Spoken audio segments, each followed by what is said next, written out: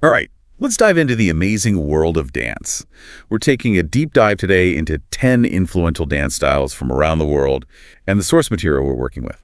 Perfect for anyone who's already got some dance knowledge but wants to, expand their horizons a bit. Yeah, we're going to go beyond just the basics today. Really dig into not just what each style is, but why it is what it is and how it's evolved over time and influenced the culture around it. So are you ready for the lineup?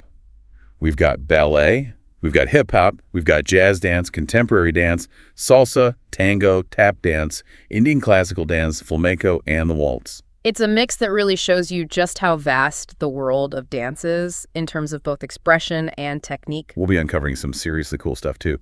Like, did you know that ballet has roots in European court life? Oh, absolutely. And those roots are still so evident in the way ballet is taught and performed today. And get this, certain hip-hop moves we know and love actually emerged from social unrest back in the day. Fascinating, isn't it? How dance reflects not just artistic expression, but also the social and cultural dynamics of its time. Absolutely. And then there's tango, now considered this high art form. But when it first came about, high society was not having it. I know. It was seen as too, scandalous for the upper classes. So let's kick things off with ballet, often called the foundation of a lot of other dance forms. I'm always fascinated by how it developed, like from the Italian Renaissance to those French courts we mentioned, and even beyond. And even today, you can see the influence of those early ballet masters. Marius Petipa, for instance. Think about those iconic ballets, Swan Lake, Sleeping Beauty. Beautiful, beautiful ballets. They're not just about pretty movement, though. They're about telling complex stories through mime, through gesture, and of course with that incredible technique. Speaking of technique points to work. So iconic, but it wasn't always a part of ballet, was it? Nope. Point work, as we know it, really started taking shape in the 19th century. And it's wild to think about how it changed everything, not just visually, but also in terms of what dancers could express. It's also incredibly demanding. Years of training to master it. Oh, for sure. A dancer's body goes through so much. Okay. So we've got this elegance, this formality of ballet. Now let's jump to the other end of the spectrum. Hip-hop. Raw energy, improvisation. Breaking the rules. It's interesting because it emerged from the streets, but hip-hop is now a global phenomenon, influencing music, fashion, art, social activism, you name it. And within hip-hop itself, you've got so many different styles. Breaking, popping, locking. Each with its own unique history and vocabulary. Breaking with those power moves, those acrobatic feats. Popping with that illusion of stop-motion animation. Yeah. And locking with those super precise, funk-infused movements. And each style, it tells a different story, reflecting the communities and experiences where it came from. And those stories often have social commentary woven into them. Think about the Running Man, or even the peace sign in locking. These moves came out of social unrest, ways to express unity, hope. It's amazing how dancers can use their bodies to say so much about social issues, about identity, even about political resistance. It's more than just dance. It's a powerful way to express yourself. All right, let's go from the streets to the stage now, into the world of jazz dance. Style, rhythm, that cool, effortless vibe. And you can't talk jazz dance without talking about its roots, right? African-American vernacular dances, those traditions mixed with European influences like ballet and modern dance, that's how we get this incredibly dynamic, expressive dance form.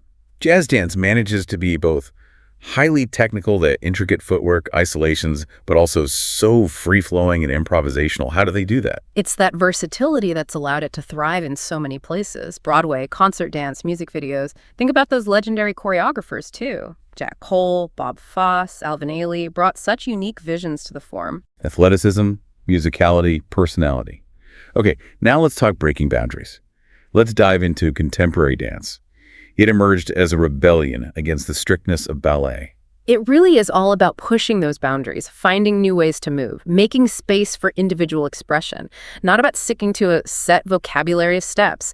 It's about finding your own way to move. Tell a story with your body. And I've always been fascinated by the focus on the torso in contemporary dance, the way dancers use their spines, their breath, that fluidity of movement. It's different. It is, and it's that emphasis on natural movement that gives it that unique quality. Plus, it combines techniques from ballet, modern dance, even yoga. It creates this incredible range of possibilities. And contemporary dance doesn't shy away from tough topics either. No, it doesn't. It can be pretty intense. Social issues, personal struggles. Contemporary dance tackles those head-on.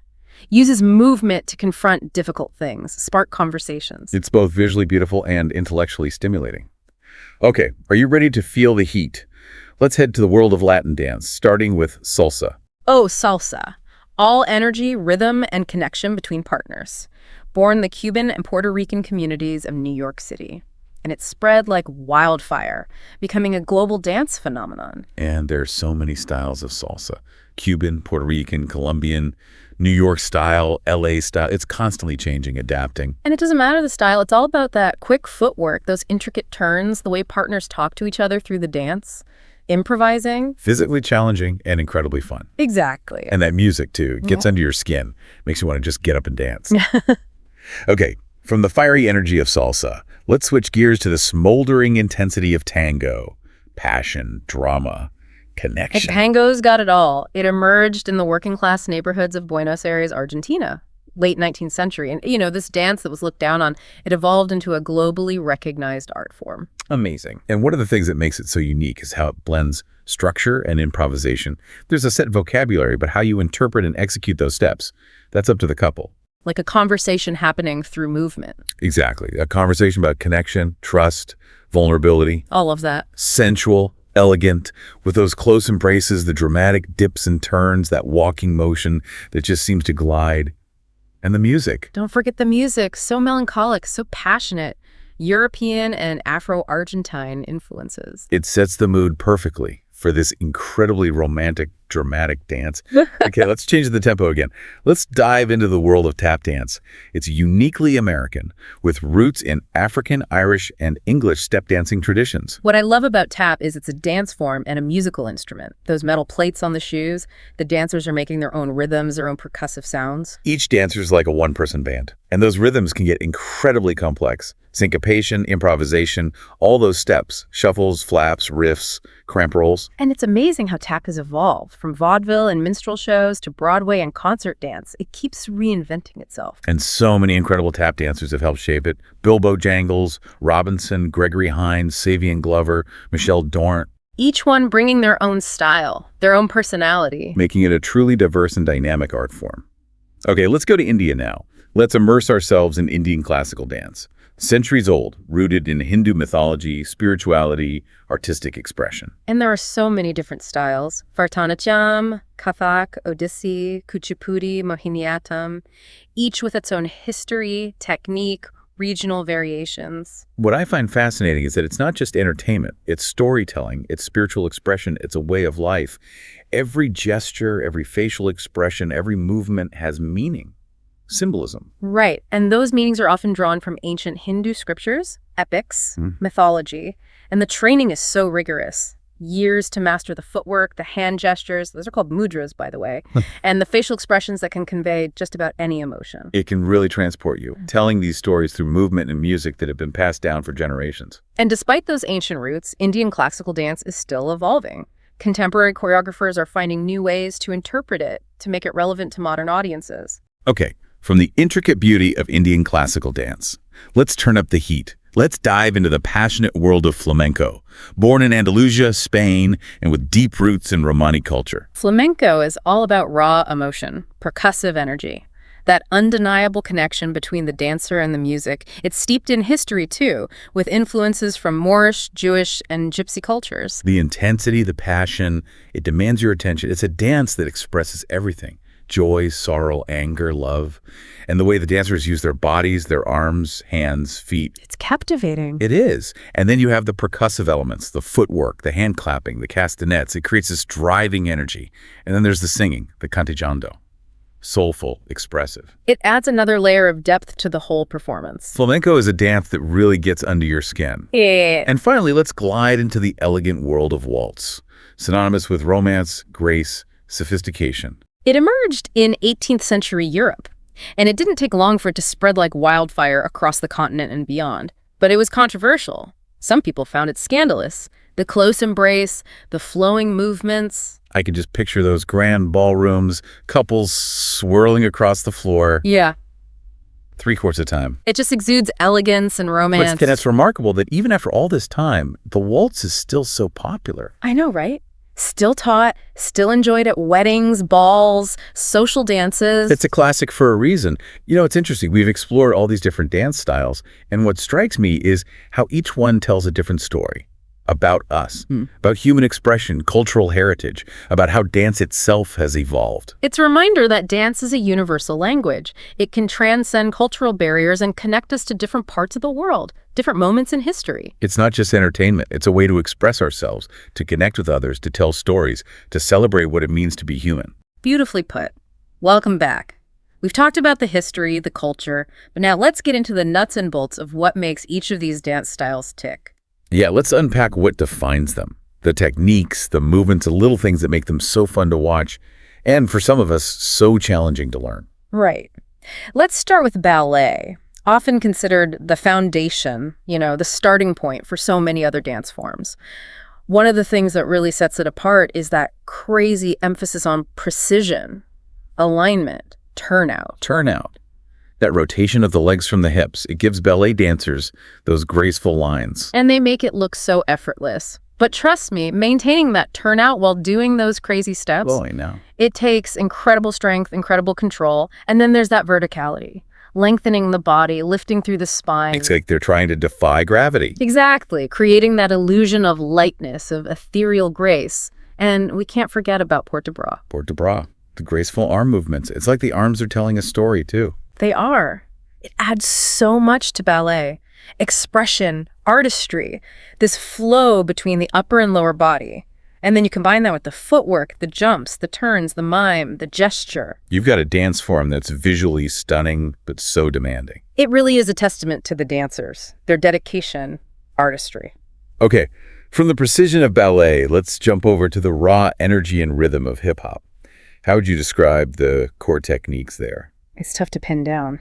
It is, but one of the biggies is isolations, being able to move different parts of the body independently. That's how you get those intricate, stylized movements. Right. Think about poppers, how they isolate their chests to create that popping effect, or lockers, hitting those sharp movements with their arms and legs. Like their bodies are breaking the laws of physics. Exactly. Then you've got those grooves, the rhythmic patterns. It's not just hitting the beat, it's about feeling it, interpreting it through your body. And improvisation plays a big part too. Oh, absolutely. Huge part of what makes hip hop so dynamic. It's constantly evolving. You have those foundational steps, techniques, but improvisation.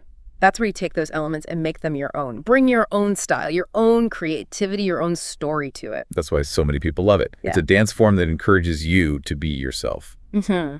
Okay, from the streets, let's head back to the stage. Jazz dance, syncopation, that cool style.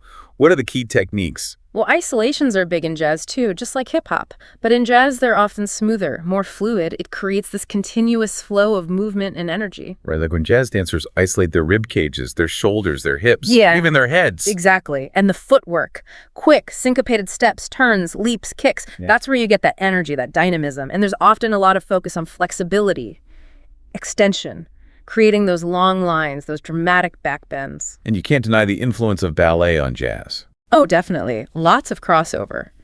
Many jazz dancers have a background in ballet. You see it in the turnout, the pointed feet, the arm movements. But jazz takes those techniques and adds more grounded energy, more rhythmic. It's like a fusion, creating something new. Okay, now let's talk about a dance style that's all about pushing boundaries. Contemporary dance, Yeah. always evolving, always changing our ideas of what's possible, what makes it unique. Well, one of the biggest things is that focus on floor work. You see a lot of rolling, sliding, crawling, even inversions. Sure. Very different from the upright posture you see in ballet. It's like they're defying gravity, Yeah. moving from standing to the floor, creating these dynamic shapes. Yes.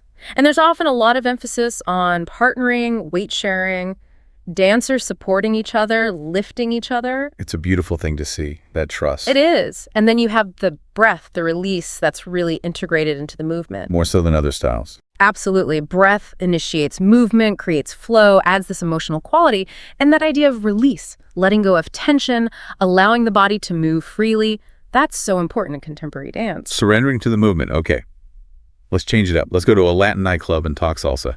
What makes it so fun, so challenging? Well, you have to talk about the Cuban motion, that hip action. gives salsa that sway, that energy. It's not just moving your hips, it's about engaging your core, Yeah. creating that fluid motion that flows through your body. Gives it that sensual, playful quality and the footwork. Oh yeah, salsa footwork, precision, timing, coordination, so many steps, so many patterns. The salsa basic, the sidestep, the crossbody lead, the copa. And don't forget the turns. Yeah. I'm always amazed by how effortlessly salsa dancers spin, especially the women in those flowing skirts. It's beautiful, but it takes a lot of technique, a lot of balance. The lead guides the follow has to maintain her balance, keep up with the music. Teamwork. Communicate. Yes. And then there's improvisation. That's where the fun really comes in. You have those structured steps, but there's room to play. The lead introduces new moves, the follow responds, and it creates this spontaneous conversation. A conversation on the dance floor. Okay, from salsa, let's move to tango. What makes it so captivating? Well, first, you have that close embrace, that connection between partners. It's intimate. You're not holding each other at arm's length. You're moving as one. There's an intimacy, a vulnerability in tango you don't see in other dance forms. It takes trust. It does. And then you have the walking motion, that tango walk. Looks effortless, but it takes so much control, balance, coordination to maintain that smooth glide. And the footwork, it's pretty intricate. Oh, yeah. Precision, articulation, musicality. You'll see steps like the gancho, that hooking motion with the leg, the bolios, the flicks of the leg, cicadas, where one partner displaces the other's leg. And it's all done with so much passion. Drama. It's fascinating to see, especially when they're so close. Okay, let's shift gears again. Tap dance? It's like they're making music with their feet. Well, it starts with the shuffle. That's that basic step where you brush the ball of the foot forward and back. Simple, but it's the basis for so much in tap. The building block. But what about the other sounds? The flaps, the riffs, the cramp rolls. Each sound uses a different combination of foot movements and weight shifts. A flap. You strike the ball of the foot against the floor.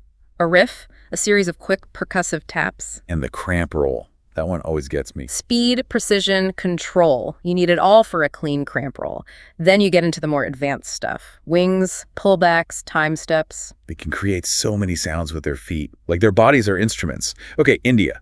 Indian classical dance, centuries of tradition. What are the key techniques? One of the most unique is the use of mudras. Those hand gestures, they convey specific meanings, emotions. There are hundreds of them, each with its own symbolism, its own significance. The hands are telling a story? They are. And the footwork. Intricate, precise, all about rhythm, hitting those percussive sounds, complex patterns, hops, jumps, spins. And the facial expressions in Indian classical dance. It's almost like acting. It is. They're super important, conveying emotions, telling the story, even portraying different characters.